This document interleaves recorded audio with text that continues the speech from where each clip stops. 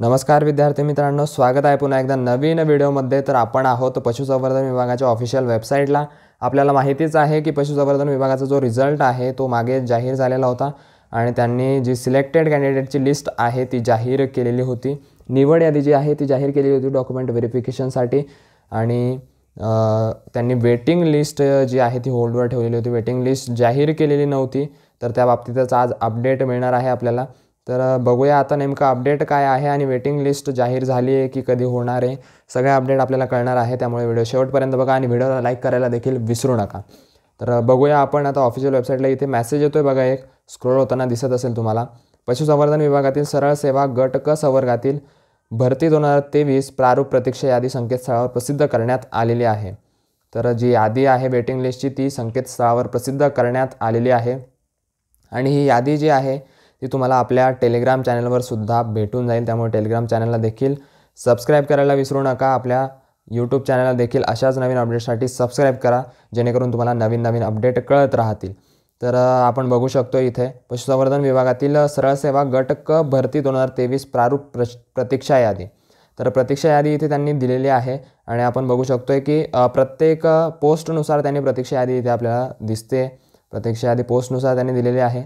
बाष्पक परिचर असेल, उच्च श्रेणी लघुलेखक असेल, त्यानंतर निम्न श्रेणी लघुलेखक असेल, प्रयोगशाळा तंत्रज्ञ असेल, पशुधन पर्यवेक्षकची सुद्धा वेटिंग लिस्ट जाहीर केलेली आहे। तारतंत्री, वरिष्ठ लिपिक, यांत्रिकी या सगळ्यांची वेटिंग लिस्ट जी आहे ती जाहीर झालेली आहे। त्यामुळे जे सिलेक्ट होण्याच्या चान्सेस ज्यांचे होते आणि थोड्यावरून हुकले असतील त्यांचे नावं वेटिंग लिस्टमध्ये असतील। त्यामुळे एकदा वेटिंग लिस्ट सगळ्यांनी चेक करून घ्यायची, जेणेकरून आपला जो चान्स आहे तो कुठेतरी हुकणार नाही किंवा मग एखादा सिलेक्टेड कॅन्डिडेटनी काही कारणास्तव तो जर अपात्र ठरला तर आपला कुठेतरी चान्स बनू शकतो। त्यामुळे वेटिंग लिस्ट चेक करायला विसरू नका। वेटिंग लिस्ट आपल्या टेलिग्राम चॅनलला अवेलेबल आहेत, तिथे जाऊन तुम्ही डाउनलोड करू शकणार आहात आणि करंट अफेअरचे जे अपडेट आहेत आपल्या वर्तमानपत्रात येणाऱ्या किंवा मग काही नवीन अपडेट असतील त्या आपल्या व्हॉट्सअप चॅनलला सुद्धा दाखवल्या जातात। त्यामुळे व्हॉट्सअप चॅनलला देखील सबस्क्राईब करायला विसरू नका।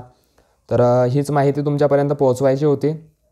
आता हे आपण बघूया की इथे आपल्याला दिलेलं आहे पशुसंवर्धन विभागातील गट क संवर्गातील 2023 प्रारूप प्रतीक्षा यादी। तर याचं एक परिपत्रक सुद्धा त्यांनी दिलेलं आहे, ते आपण बघून घेऊया शॉर्टकटमध्ये।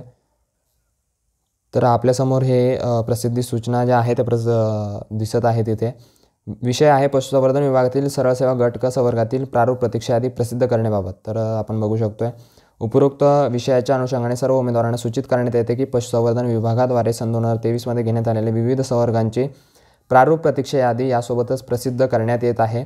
पुढील कार्यवाही शासन नियमाप्रमाणे अनुसरण्यात येईल। म्हणजे त्यांचं जे डॉक्युमेंट व्हेरिफिकेशन वगैरे असेल ते सगळं आपल्याला कळवण्यात येणार आहे। त्याची डेट वगैरे जी आहे ती ऑफिशियल वेबसाईटला कळवण्यात येईल आणि त्याची डेट वगैरे असेल तर ते आपल्या यूट्यूब चॅनल देखील प्रसिद्ध केले जाईल। त्यामुळे आपल्या चॅनलला सबस्क्राईब करायला विसरू नका। आणि हे पद आहेत ते आपण आत्ताच बघितले एवढ्यात। तर हे प्रसिद्धी सूचना आहे आणि एकदा आपण एक लिस्टसुद्धा चेक करून घेऊया नेमकं कोणाकोणाचे नावं वगैरे आहेत तर दिसू शकतात आपल्याला। तर आपण यापैकी आता एक कोणतं तरी प्रतीक्षा यादी डाउनलोड करूया। वरिष्ठ लिपिकची डाउनलोड करून बघूया। तर आता डाउनलोड झालेले आहे वरिष्ठ लिपिकचे आणि आपण इथे बघू शकतोय की इथे आपल्याला कशा पद्धतीने दिलेलं आहे। 11 आणि 12 सप्टेंबरला पेपर होता तो ॲनिमल हजबेंड्रीचा। त्यानंतर रिक्रुटमेंट फॉर सिनियर क्लर्क इथे पोस्ट दिलेली आहे आणि इथे वेटिंग लिस्ट असं लिहिलेलं आहे, वेट लिस्ट। तर अशा पद्धतीने आपल्याला इथे मार्क वगैरे दिलेले आहेत। इथे मराठीला वगैरे किती मार्क आहेत आपल्या एक्झाममध्ये, इथं टोटल मार्क्स दिलेले आहेत।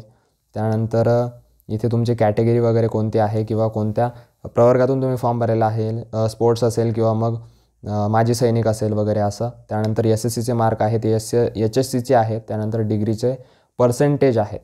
आणि आपण इकडे बघूया की इथे डेट ऑफ बर्थसुद्धा तुमची दिलेली आहे, कॅटेगरी वगैरे सगळं इथे तुम्हाला दिलेलं आहे, इथे बघू शकता।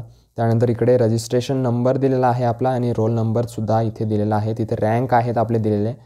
तर अशा पद्धतीने आपल्याला एकदा प्रतीक्षा यादी चेक करून घ्यायची आहे व्यवस्थित चेक झाल्यानंतर आपल्याला ते कळणार आहे की कोणाकोणाचे नावं आहेत। काही प्रॉब्लेम असेल तर कमेंट सेक्शनमध्ये नक्की कळवा। तर चला भेटूया अशाच नवीन इन्फॉर्मेटिव्ह व्हिडिओसह पुढच्या। तोपर्यंत सबस्क्राईब करायला विसरू नका आपल्या चॅनलला, जेणेकरून तुम्हाला नवीन अपडेट कळत राहतील आणि टेलिग्राम चॅनलला देखील सबस्क्राईब करायला विसरू नका। तोपर्यंत काळजी घ्या। All the best.